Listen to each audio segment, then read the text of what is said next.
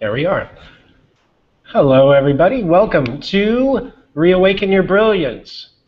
What's the theme of the show today, ladies? Authenticity. Being authentic. Yes. Yeah. So welcome. I'm Lance Fields. I'm Julie Coraccio. And I'm Katrina Pfannkuch. And today we are discussing the A word. And we thought that we'll do brief introductions of everybody, and then we'll go straight into the meat and potatoes of authenticity. So, Katrina, will you go first, please? Sure. I've actually been a professional writer for about 14 years now.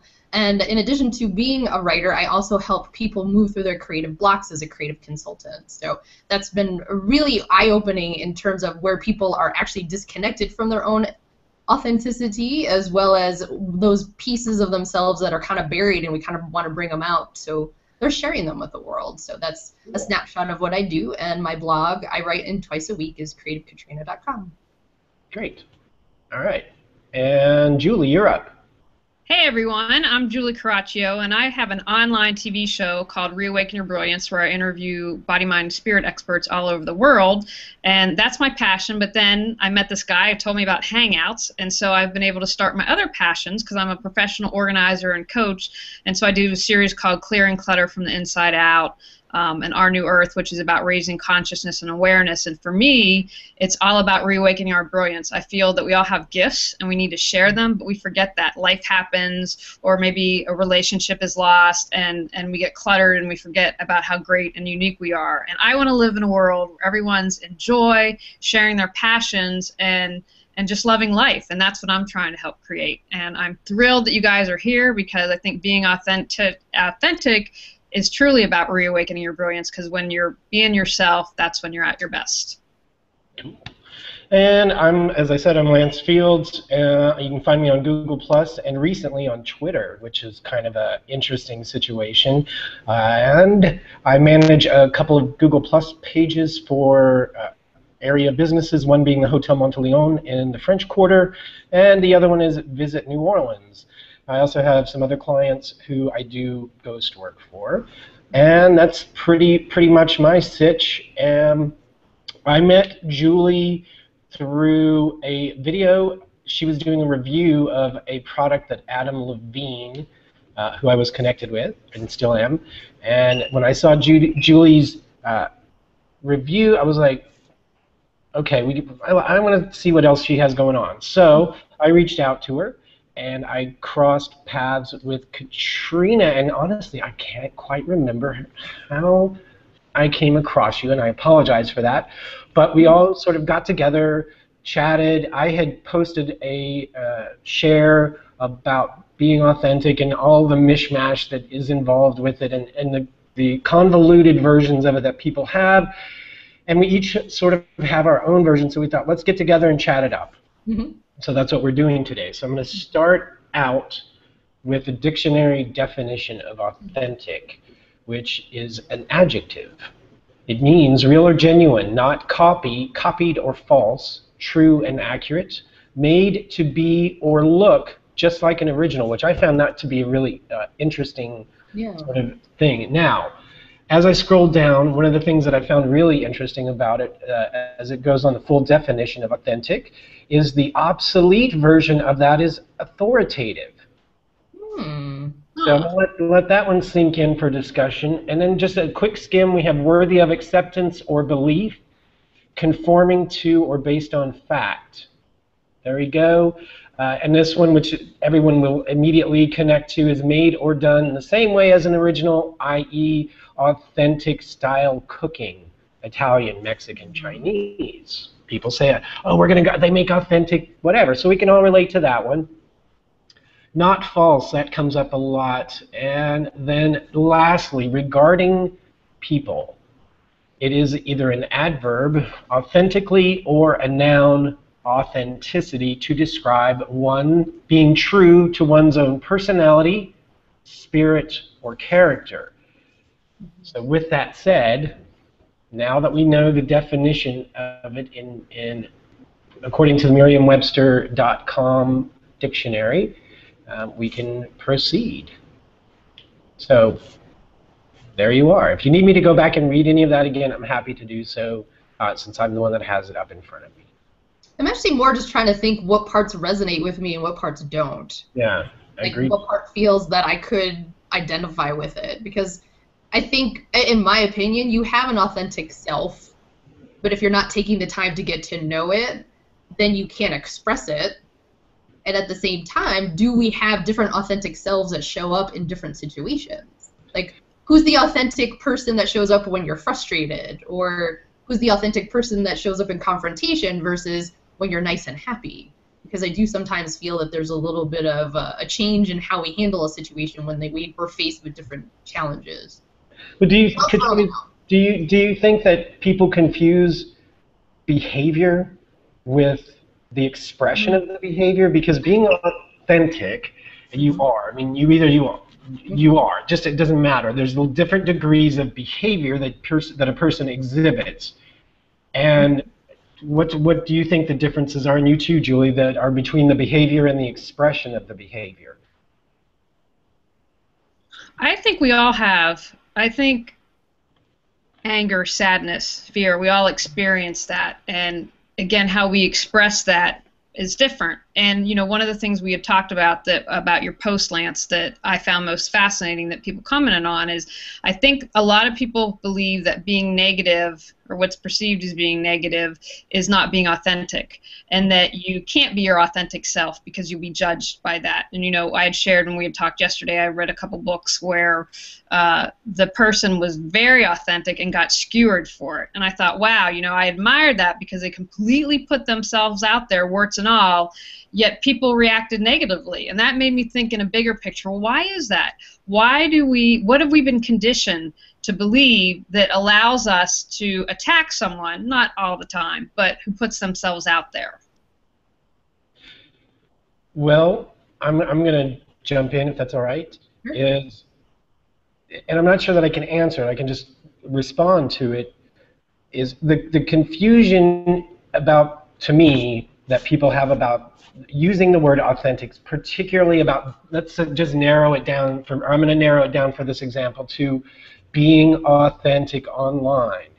Mm-hmm. And my behavior is going to be different when I'm a host in a as I mentioned, in a fine dining restaurant. If I'm hosting a fine dining restaurant, which I've done, been a GM, my behavior is going to reflect the societal standard of behavior of a host/GM in a fine dining restaurant.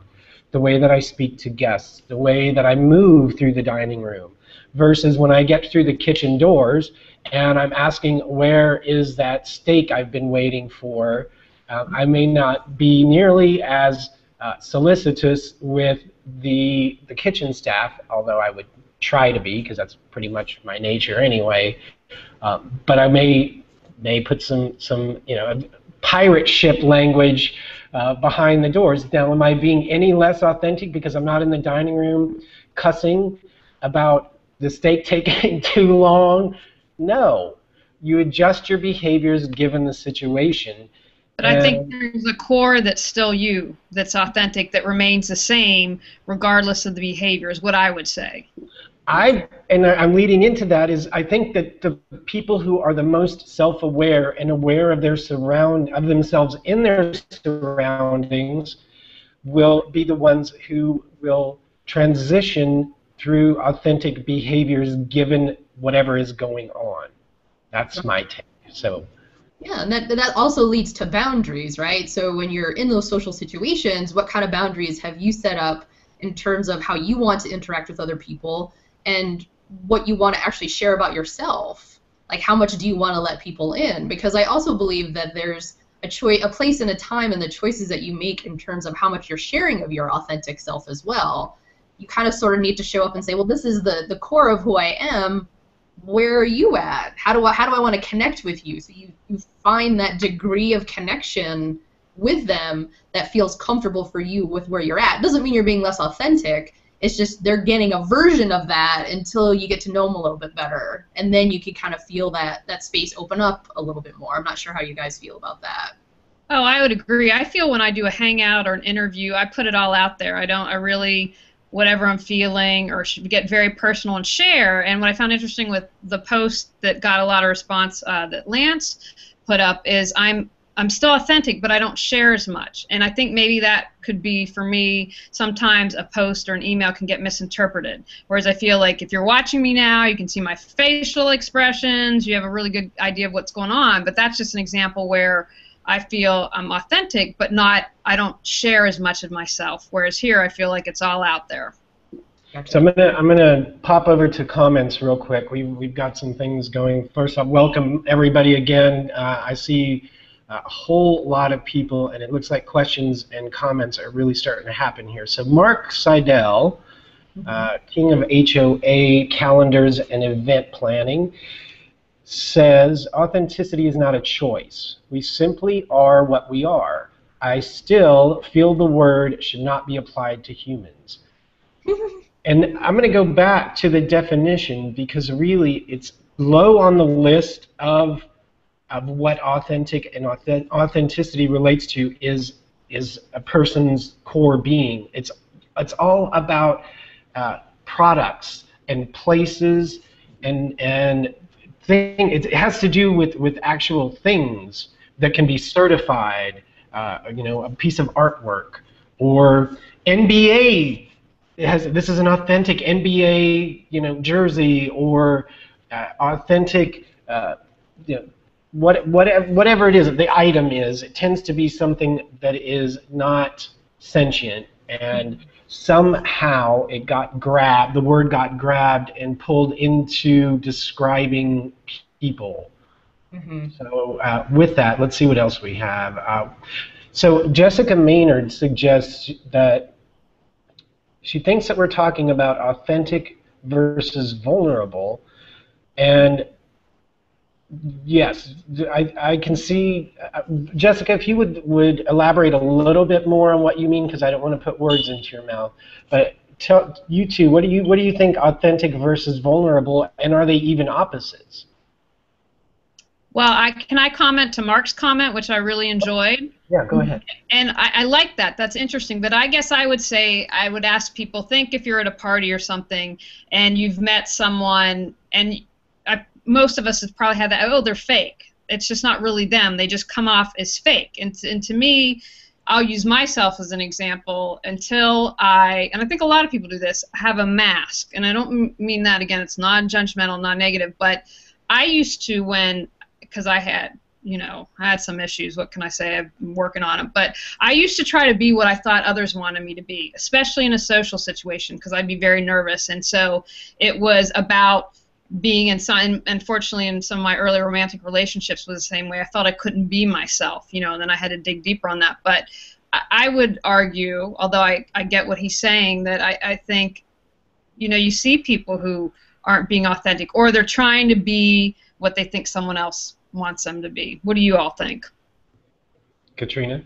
I do agree with that, and with you, Julie, and I also think that where is that fine line between being authentic or not, or fake, and do those things mean the same thing? Because if you're going to attribute authenticity just to objects, so, you know, are people fake then? Like, what other word would you use for people that aren't showing their true self, or you sense that they're not? What other word would we use? Well, here's a question that I want to, why does it matter? Why does it matter to everybody that, why does everybody insist that people be transparent, vulnerable, and authentic? Why is that so important? Anybody? What do you guys think?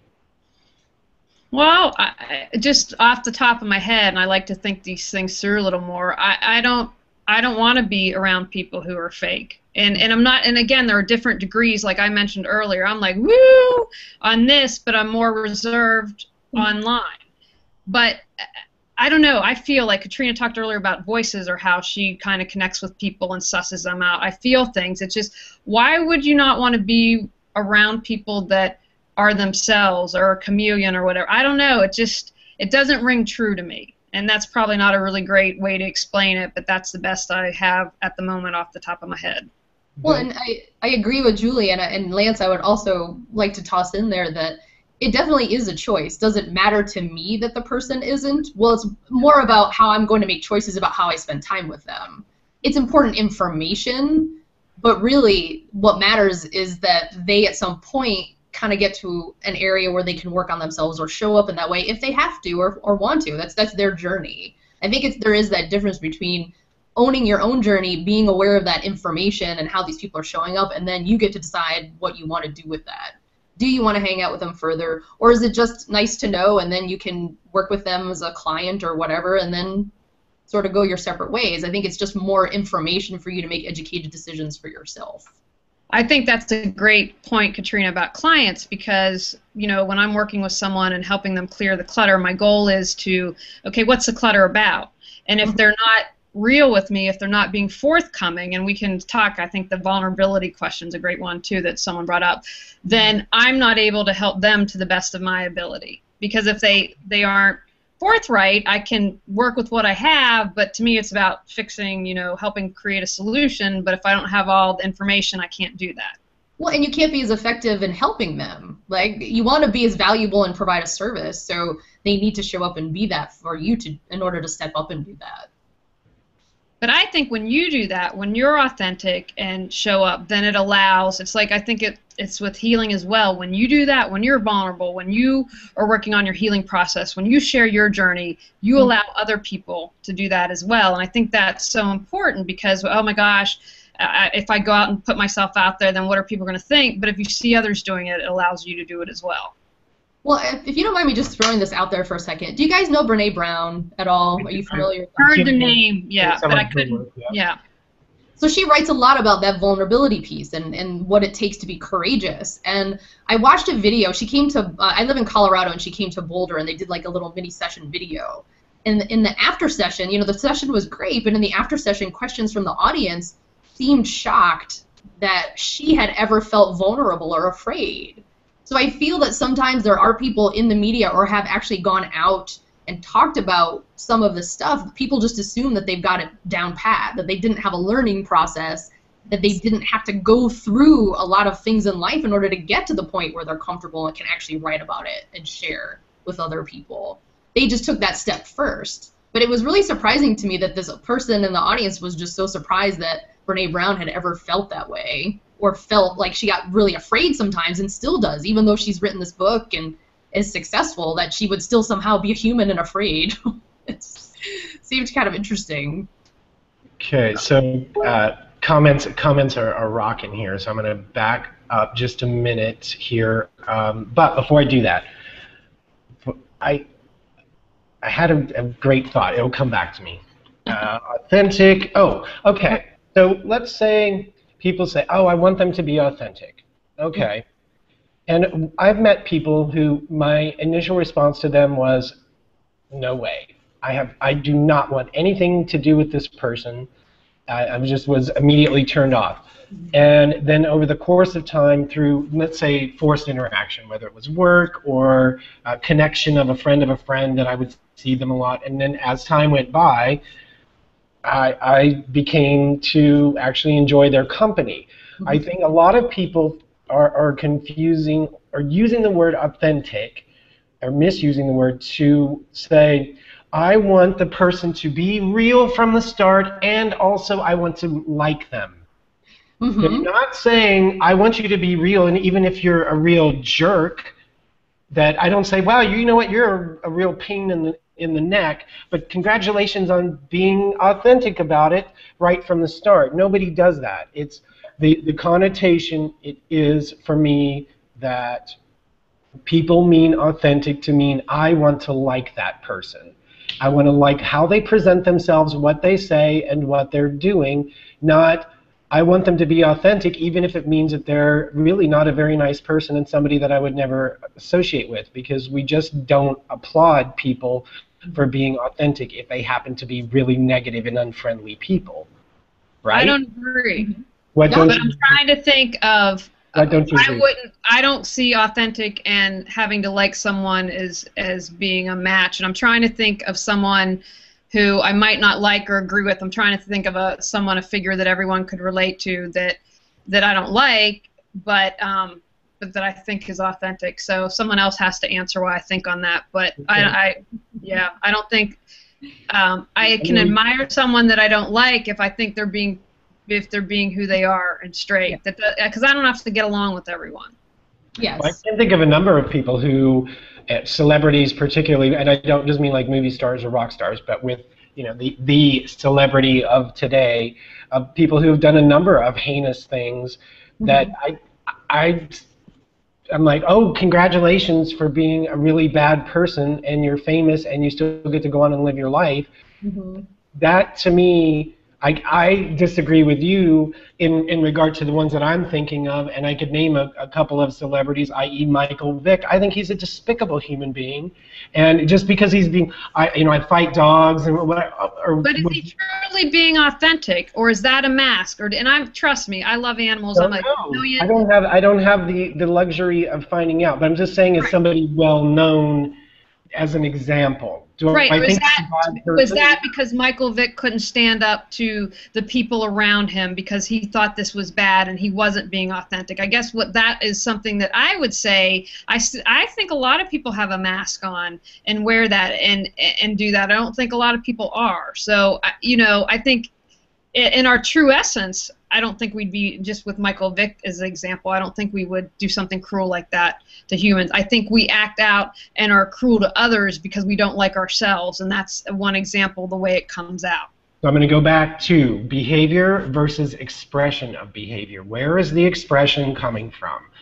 So there comes in all that cloudiness around authenticity that makes it so confusing and really puts people in two very separate camps.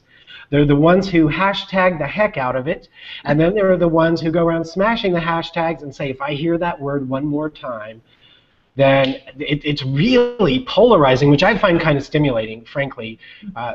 So real quickly, there's just stuff going on in the comments. Katrina, jump in here while he's looking at comments. Yes. I would agree with a lot of both of what you are saying, because we kind of come up with our opinions, right, of how we want people to be and show up. And if we have that preconceived idea or projection on them, can they live up to that? And how many people are really clear on what that truly means for them, right? Like, how many people have done the deep work and said, this is what I'm really looking for? Because we're all working through stuff. And as the people that you would have been friends with 2 years ago are not the people you're friends with today. It didn't mean at the time you didn't see that they weren't authentic. It's just you had to go on a journey together, figure out some stuff, and now it's just you don't resonate with them anymore. And to Lance's point about famous people, I do agree that there's a frustration there in a sense of like, why do they have this notoriety when really what they're doing is horribly negative in so many ways, and you can't respect someone like that. But I also think that I don't want to say everyone does, but we do hold celebrities on a pedestal that they don't necessarily need to be on, and that's our personal choice. And it's frustrating when you see other people continue to do so even when a celebrity has done something sort of nasty. Yeah, for instance, the Kardashians, I wish they would just go away. I feel like I can't open up anything without reading about them, but I don't think they're authentic at all. So that's not a good example, because I I'll give you an example. So that's a perfect lead-in, Julie, to this comment from Owen Ellis, which says, authenticity is nothing more than another sloganized term. Intimate couples can spend a lifetime learning of each other. So how do people expect this valuation placed on a person unless people are commodities? And then he puts a question mark after that. So I think that that goes into the celebrity aspect of it's turning behavior, and it turns that into a commodity, as well as then the celebrity or whomever it is at whatever level their celebrity is, it turns them into really just kind of a production unit at that point. So then now there's more. Then we have transparency being mentioned.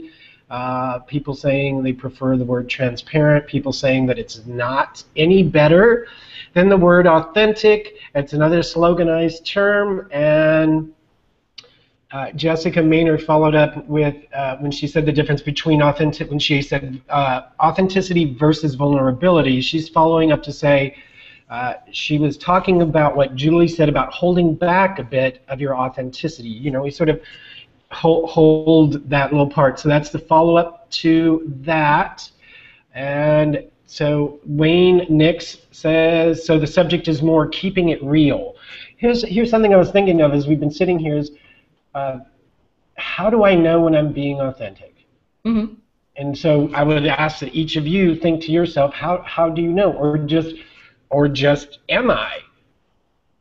I don't know. I mean, would I go, who would be the expert on knowing that a person, you know, where's the benchmark for if you've attained this level of you're authentic? Is there such a thing? Does it exist?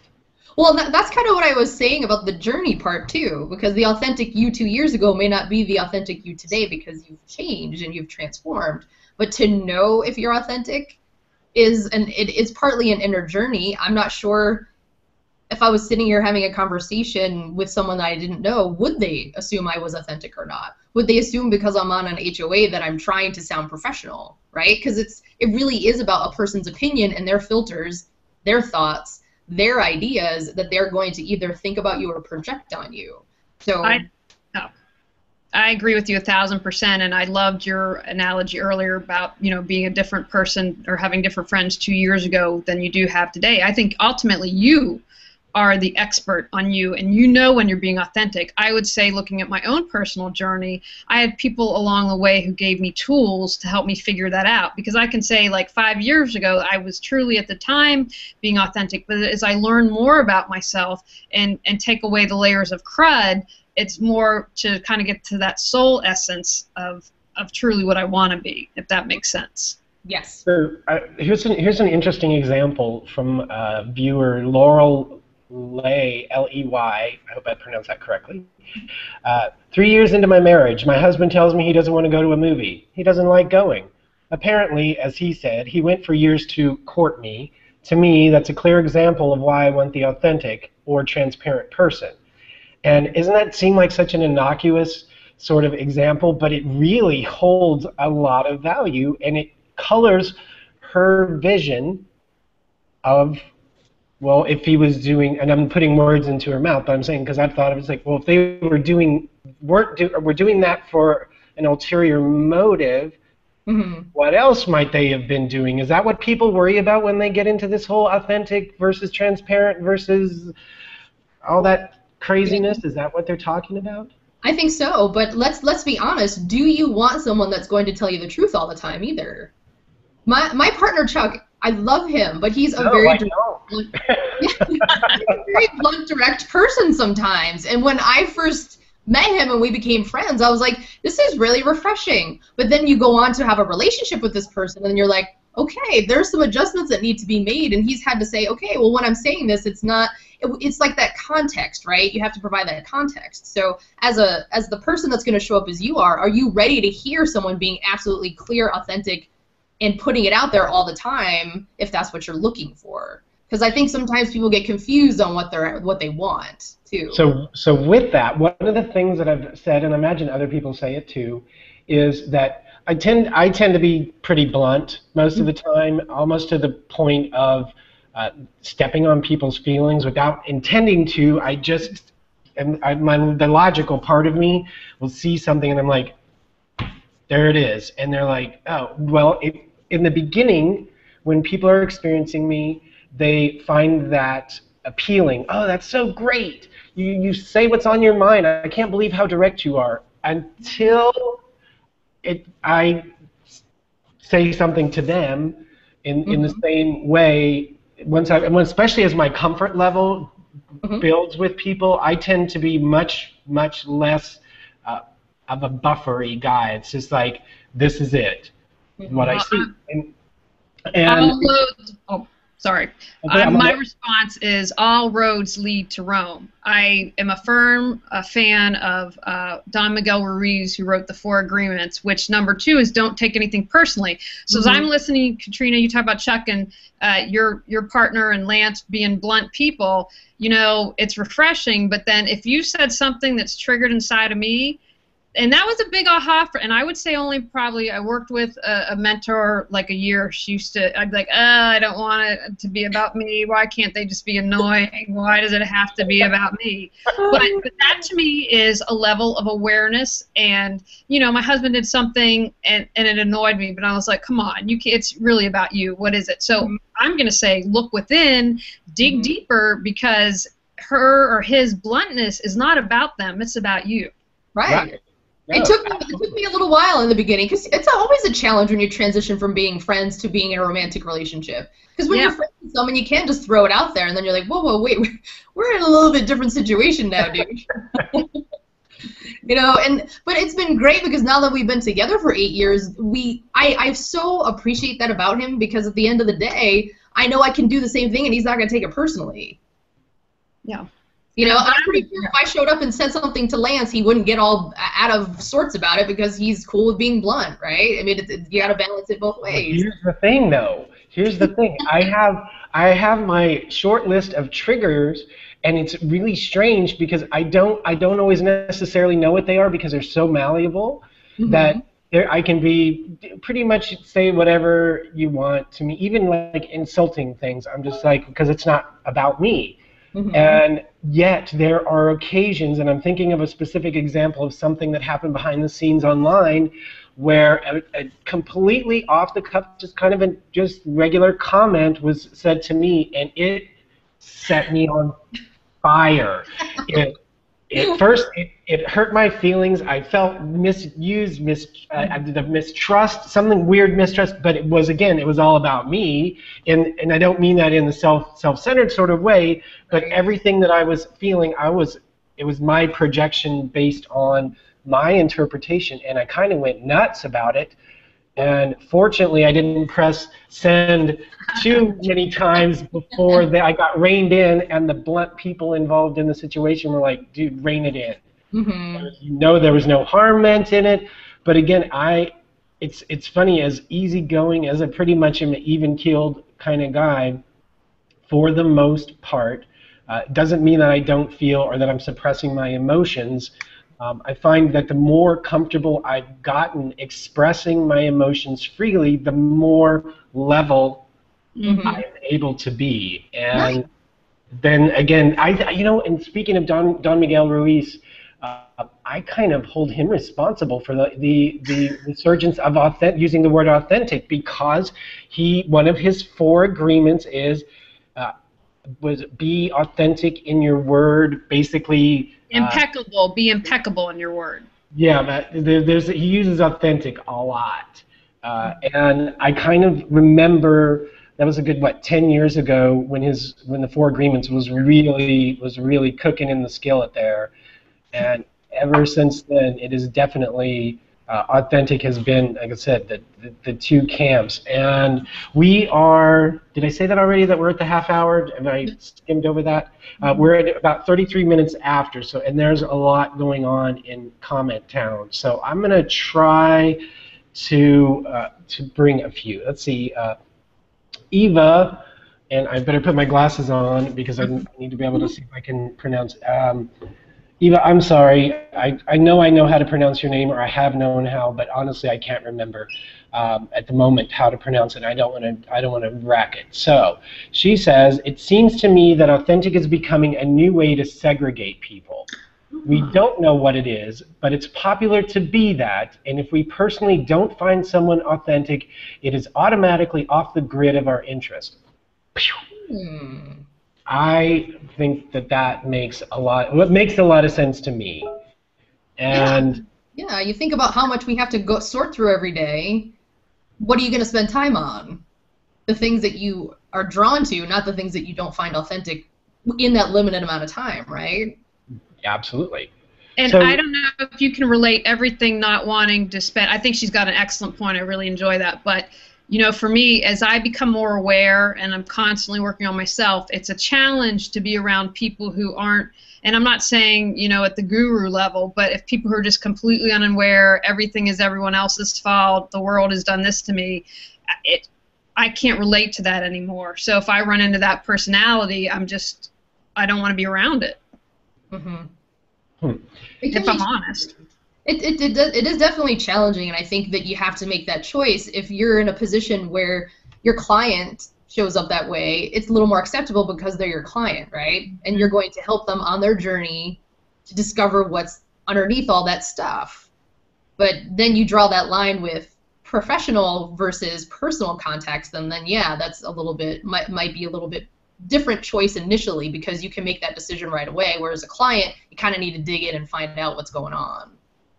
But and I think, you had mentioned about how voices, that's something that you connect with or don't. And I was reading these posts on Facebook, and social media fascinates me because I like to view it as energy, and it helps me practice reading energy. And so there was someone posting on all these post about Facebook, and I was like, why is it bothering me? Because if I just look at the words, I would agree with a lot of that or resonate with it, but for me, the underlying energy, it didn't match what was being written. And so again, does that go to authenticity, honesty, transparency? But it's like speaking something, like if you're at a party and see someone and they might be saying, oh, you're the greatest ever, and then thinking, oh, I hate your guts, and are putting out that energy.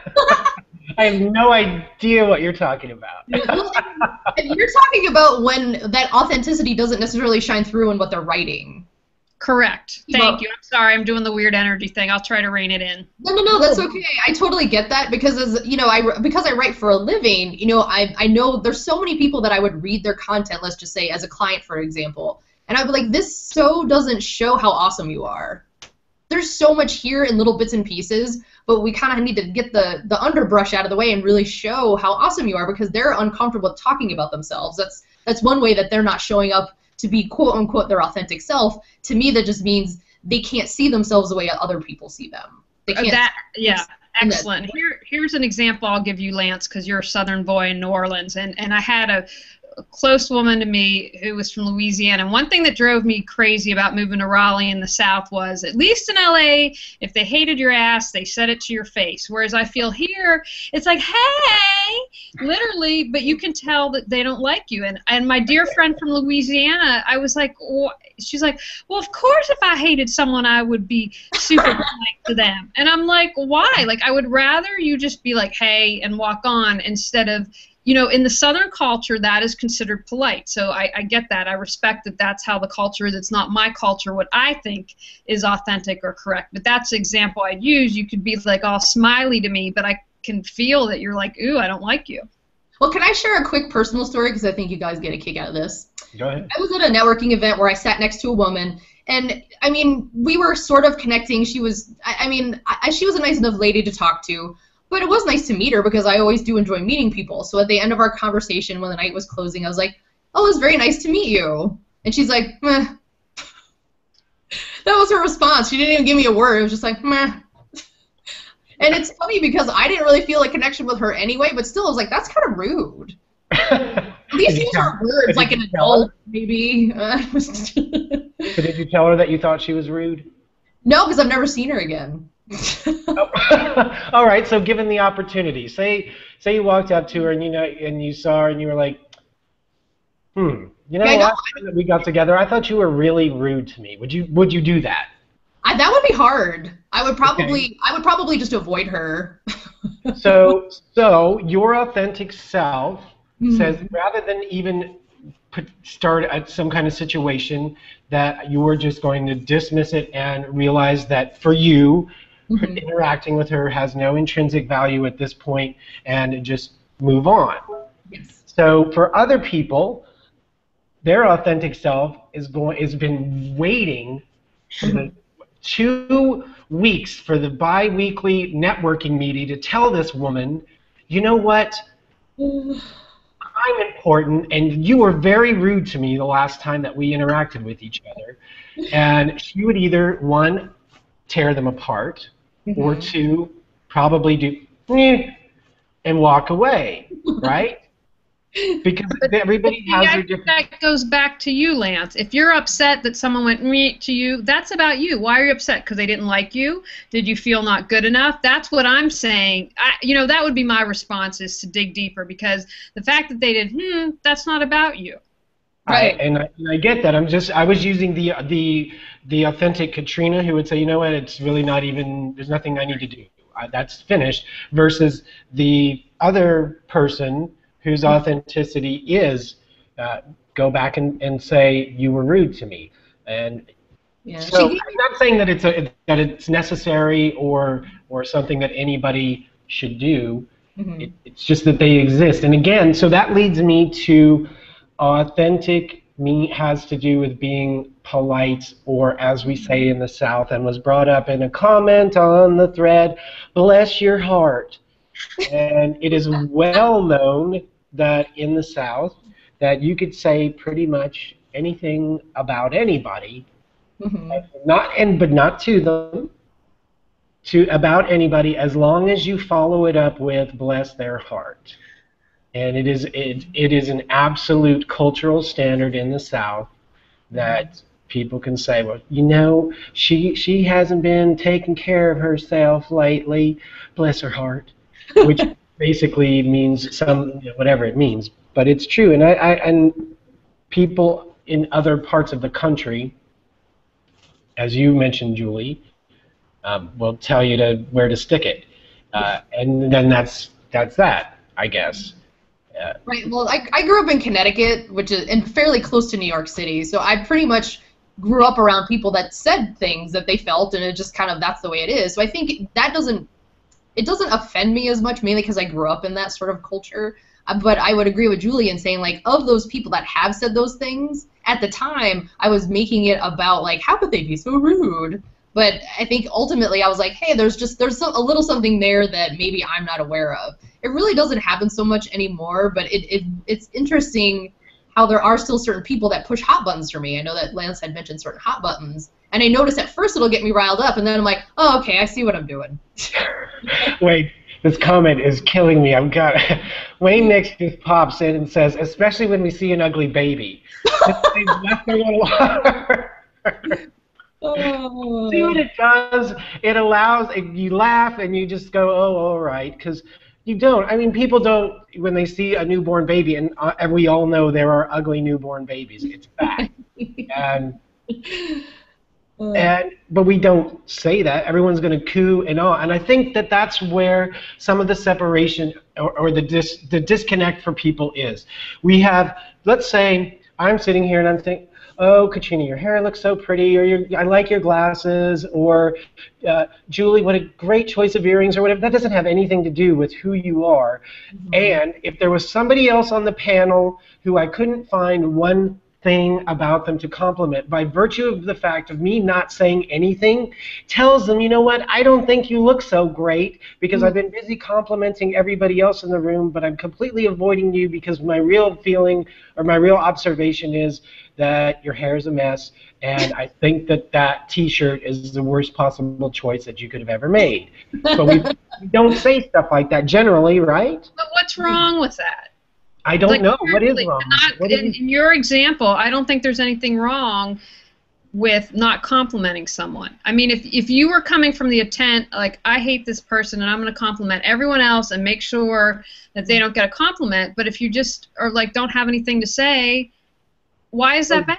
I'm sorry, I wasn't being clear with what I was trying to describe. I'm saying that I see that happening a lot online, where you get people getting spoon-fed some sort of kudos or some sort of nibbly emotional treat for participating and talking about what their hair is doing or what their eye color is or how they sound or their accent, which has absolutely no bearing on anything to do with the substance of their character. And therein, people say, well, you know, they're spoon-feeding this, they're giving them heaping doses of online love, and it's not pertinent to the situation, and by not including everybody who's participating in what's going on, what they're saying is you haven't given me enough value for me to give back to you the little nugget of goodness by saying your hair looks pretty, or don't they have a great act? Can I flip that for a minute? And I Yeah. do think that sometimes people feel intimidated, or they're not really quite sure what to say, so that they don't say anything. And it really is about the person that's writing it. In addition to the fact that I feel some people feel they're doing that person a favor by helping build them up. It's almost like they see, like, I'm helping them. If I say these things, that'll build their confidence, when that's something that, I mean, it's a fleeting help, but that person really needs to do that work for themselves. And so I kind of see that as, it's either sometimes people are intimidated or they're exclusive. There's fears behind why that happens. I truly believe that. I wholeheartedly agree that fear is a very strong motivator in regard to that type of behavior. Yeah. Fear of not being accepted, fear of not being liked, fear of being abandoned. All these fears that people have, they're going to say what they think people want to hear. Mm-hmm. And the intimidation that you mentioned, Katrina, that ties right into that, because intimidation is, I mean, unless somebody's standing over you with a billy club, this kind of, being intimidated online, I think, is a really interesting thing to observe. So I'll stop talking for a minute. So Julie or Katrina, anybody? Well, I commented in a community a couple months ago and responded directly to someone because I thought what they were saying was interesting. But the way she wrote, I don't think English was her first language, so it was a little garbled. And it was interesting. Her response was, "You didn't understand what I said at all." And then she went into this tirade about why I was wrong. And then she was like, "Why are you picking on me and not anyone else?" I'm like, well, I'm not doing any of these things. I'm not really sure where this is coming from. And you sort of kind of get into those confusing points too, because we all are going to have our own interpretation of what authentic means and how we apply that definition in each aspect of our lives. How do we apply that to our filters for online versus in-person versus our family, right? Because you got to throw the family in the mix too. Wow. And it's, I would say that behaving authentically in families is a double-edged sword, because they've seen, they have all the years of history with you. They've seen all the little behaviors and tricks of the trade that each person has, and of course, by the same token, I've seen all of theirs. So you go to the jugular. Yeah, that one gets tricky. I would like to note too that we are almost at 10 minutes before the top of the hour. Mm-hmm. Okay, so I'm going to look through and see if I better put my glasses on because I don't want to misread. I saw a quote from Lillian Gish, not her personally, but she's the one that said it. You can get through life with bad manners, but it's easier with good manners. So again, manners, one of the things that for me ties into is manners only apply to when other people are around. That's it. That's it. It's a social construct, as we all know. And so basically anything you do when you're alone, but I'm wondering how that might relate to people, me. I'm alone right now for all intents and purposes. Physically, I'm here with you all, but I'm here by myself. And I wonder if when people are not on a hangout on air or some sort of visual or sound medium and they're just typing away, they're kind of by themselves. Even though they're interacting, they won't have like someone come knocking on their door and saying, "How dare you say that to me?" And so people, I think, tend to get a little more brazen, and I also find that the more timid people are in real life, that the more verbally or daring in expressions they will often be online because it's viewed as safe. Oh my gosh, yes. I would absolutely agree with that. There's someone that I used to work with, and in person, he would never actually express himself unless he was with just me one-on-one because we were working in a group of people. But he felt comfortable enough to do that with me, but at the same time, online, he unleashes on anybody at whatever. And it is very interesting that you say that because I do feel people have that freedom, but let's face it, are they being anonymous? Like Reddit, you can pick a screen name, like, or any of these other things, but on other social media, you have to be you, so you tend to be filtered, right? I don't know. I think, you know, if I was going to talk in terms of myself, because I got started in public relations at the beginning of my career, I just was very careful about, you don't say anything out in the world that you don't want people to know, right? Like if there's personal things that you don't want people to comment on that will make you feel bad about yourself, then wait till you're at a place where you're ready to share that. And I've just been very mindful of that in some ways, but I'm sure in some aspects there's people that feel that maybe they don't know me fully because I don't talk about as many personal things unless I know them well. All right. Julie, what do you think? I would agree with that. Well, about anything in general, or just what Katrina said? Well, that and yeah, just. Well, something just came to me that popped in my head, and you know, we're talking, and I see a little bit of the comments flash up because I get an email when someone comments about manners. I had a situation where, you know, my philosophy is what you say about me is none of my business, but someone had been saying stuff. I'd heard it from several people, and an opportunity came up to bring this up to this person. And I said, you know, I'm hearing these things, and they denied it. Well, it was obviously a jealousy issue, and I would have had more respect for them had they been, you know what, I am jealous. You know, I would have had more respect for that, being authentic and admitting that and being vulnerable than ignoring it and not trying to be forthright about it. And because to me that kind of goes back to manners. If you say like, well, I don't want to be confrontational or whatever, just for me personally. Right.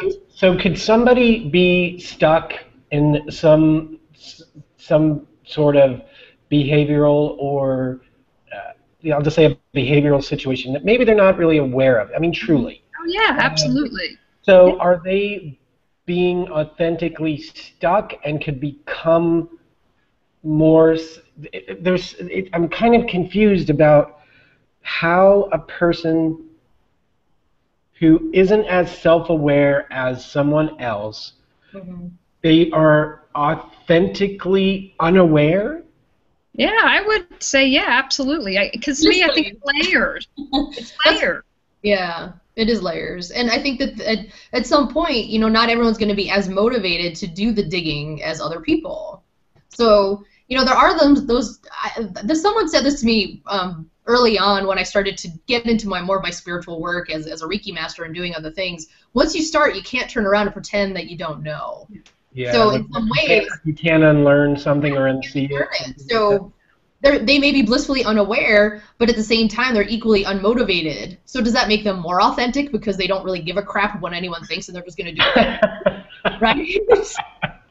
I don't know. I'll tell you what. I'm going to try that for a week, not giving a crap what anybody thinks, and then I can answer the question. You're going to tell every baby that you see that it's hideous. No, I'm just kidding. Well, not the pretty ones. No, I'm just teasing. See, in those cases, you should just say that your baby is so happy. They're so happy. What a bundle of love. What a bundle of love. I know. What is it? Oh, my God. That's the happiest baby I've ever seen. You just got to switch out your adjectives. That's it. All right. Wow. Okay. So I feel ready to embrace the world now with my newfound baby acknowledgement skills. So, here's a question, especially because really this kind of wrapped into social media specifically. This word that we're discussing today, which I don't really feel like saying anymore, but I have to. Does anyone else, Don Swick Renshaw asked, does anyone else see a different level of authenticity on each social media platform? Google, Twitter, Facebook, Instagram, etc. I would say yes. And I left Facebook specifically because I was tired of seeing all those baby pictures and hearing about you know, dogs' toenails getting clipped and how they didn't like it and whatever it was. That's not riveting to you? I find that very fascinating. No, well, great. Then that's it. Then you can make up the balance of my departure. So what do you guys think? Do you think that there are differences on Google+, Twitter, etc.? I do. I would say I think YouTube and things like this and the Hangouts are the most authentic. I haven't seen anything. Again, I need to do a lot more, but I haven't seen anything that's made me really go, ugh. I mean, it's out there because it's going to exist everywhere, but I feel a lot of people have ideas that they want to share and get excited about, and that's what Hangouts has allowed people to do. Well, if you want to connect with more people that are of like mind, if you show up as a half version of yourself, how are you really going to find those right people anyway? Yeah. So that is a really interesting thing, because it goes back to, if you say that again, Katrina, about the half show up, half what? Only show half of who you are, then you're only going to connect with those people that you're meeting in that way. You're not going to meet the like minds that you're looking for. So ultimately, this whole authentic thing isn't really anybody else's business but my own. And if I'm not being authentic, then people who that is important to in whatever way that they see it, then it's really on me, it's really on you, and it's really on everybody else. Just do your thing, and especially, Julie, as you were saying, when you're on camera and people see you over and over again, you, Katrina, and myself, as we've all been on HOAs before, is that given the situation, I may, if it was Halloween and I'm dressed up, that's one thing, but I'm still me. And just so everybody knows, my propensity for costumes is Mardi Gras and Halloween. And that's because I live in New Orleans doesn't mean that I go trouncing around in a costume, although I'm not opposed to the idea, and oftentimes, except that it's really hot in the summer, I feel sometimes I have this spontaneous moment where I'm thinking, I need to run home and throw on a costume, for no other reason than just to do it because I live in New Orleans. Yeah. So really, it's up to us. We know, and we associate with people who will share themselves with us, right? I'm not going to say the A word again, because it seems to me it's kind of gone where we need it to go. Is if a person shares with you or with me and it resonates and we get along, and we're all reasonably intelligent adults that can discern whether or not somebody's like, oh my God, it's really great to be here, blah, blah. You can tell if someone's putting on a performance. And the thing is that's what I'm getting from this is it's up to me. And people will say what they're going to say, but the people that I want to associate with, there's that value, and I think it just sort of happens. I think that's why we don't have to think about it. Is it just happens? We know when we're connecting with people. And you know if you're putting on a performance, too. And as you mentioned earlier, which I would maybe phrase differently, like attracts like. And maybe if you are watching this and you're like, wow, I don't feel like I have a lot of authentic people in my world, then I would say, again, question that. Why is that? Where aren't you being authentic or honest or open with yourself? And so, again, whatever you create, in my belief system, you create your reality. So that's a great gut check, mirror check. Okay, whatever I'm seeing getting mirrored back to me, that's an opportunity for me to learn and become more aware. Cool. And we are, at about 2 minutes until the top of the hour. I don't know if there's any wrap-ups. There are a lot of comments. So everybody, we definitely will be going into the comment thread after the show, maybe not immediately after, but after the show, and following up with comments, because there is just a bunch of compelling and interesting things that I want to go back and reread with my glasses on. So there's that. So in our last couple of minutes, what do you guys think about what we did, and how do you feel about it? Did we make some progress? I loved it. I learned a lot, and thank you all for challenging me, and I look forward to reading all the comments as well, because I like to do these things and have my views challenged, and I've learned something, and I had a lot of fun. I hope, people listening got something out of it. Based on the flow of comments passing, there's a whole bunch of authenticity to go and face. So, Katrina, anything that you wanted to add at the end here? This was super fun, and just because we don't have these kinds of discussions very often in the world, I really am always interested to hear what other people are thinking, especially because I write for a living, and helping people sort of get in touch with what they really want to share about themselves, a large part of that is that they have to be willing to dig in and talk about what they're doing with their business and their life. So it's always very interesting to me to see what other people feel about authenticity. And, you know, I think I might have that word or two on my website, and maybe I'd like to think about changing that. You know, does that still feel like it resonates, and things that in terms of doing my own marketing. So it's been interesting in that sense. And plus, it's just fun to chat with the two of you. You guys are awesome. It's fun. Thanks. Yeah. I guess we're about a minute up. It's really close to the top of the hour, so I guess if you guys feel like this is a good wrapping up point, I do, and we can say thank you very much to everybody for showing up. I'm Lance Fields. Look for me on Google+. Twitter at Holy Lance, and that's WHOLLY Lance. Tell everybody where they can find you guys. Sure. You can see down there in my lower third that you can find me at creativekatrina.com, and I actually do write blog posts twice a week. Mondays I talk about creativity kickstarts, so if you are sort of stuck in anywhere in your life or business and you just sort of need something to read for inspiration, I do that on Mondays, and then Thursdays just general posts about creativity and mindfulness. Okay. And you can find me at reawakenyourbrilliance.com, and I don't know, I might be getting a lot of bless your hearts. I don't know if I'm going to be able to check out the comments section afterwards, but please connect with me, Julie Coraccio on Google+, and my YouTube channel, subscribe, and I thought it was great today, really did. Yeah, likewise. Thanks, everybody. We'll see you around Google+. Thank you. Mwah. All right. Bye now.